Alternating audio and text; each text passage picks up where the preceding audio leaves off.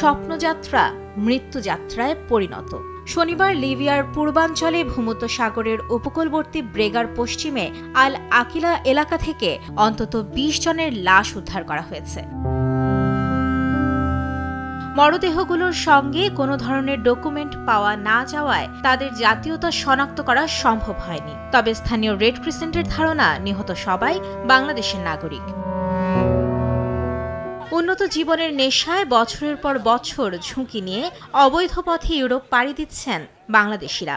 ইউরোপের সীমান্তরক্ষী বাহিনীর সমন্বয়ের দায়িত্বে থাকা ফ্রন্টেক্সের তথ্য অনুযায়ী ইউরোপ যেতে লিবিয়া থেকে ভূমধ্যসাগর পাড়ি দেওয়ার পথটি বেছে নেন অনেক বাংলাদেশি, আর এতে প্রায়ই ঘটে প্রাণহানি। মৃত্যুযাত্রার পুনরাবৃত্তি বন্ধে অবৈধ অভিবাসনের সঙ্গে জড়িত বৈশ্বিক নেটওয়ার্ক শনাক্তে গোয়েন্দা তৎপরতা বাড়ানো জরুরি বলে মত কূটনীতি বিশেষজ্ঞদের। ইলিগাল মাইগ্রেশনের একটা বিশাল নেটওয়ার্ক আছে, যার প্রফিট বলা হয় বিলিয়নস অফ ডলার্স। এটা গ্লোবাল একটা নেটওয়ার্ক আছে কিন্তু, তাই না?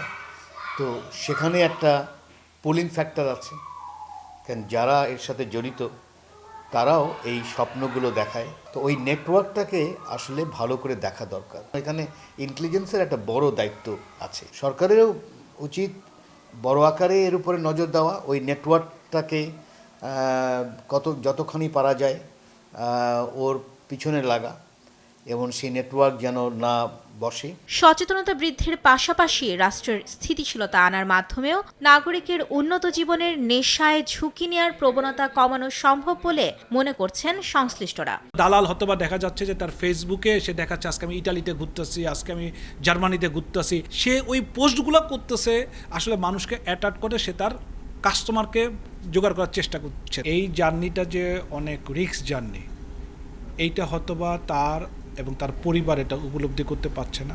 দেশের ভিতরেই যদি স্টেবিলিটি না থাকে তাহলে কিন্তু এগুলো বেড়ে যায়, কারণ অনেকে মনে করে যে এই ইনস্টেবিলিটি না থেকে বরং অন্য দেশে যাই।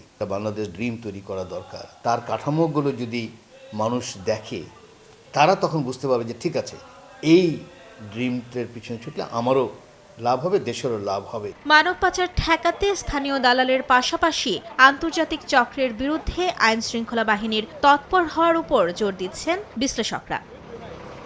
মাইমুনা হায়দার চৌধুরী, সময় সংবাদ, ঢাকা।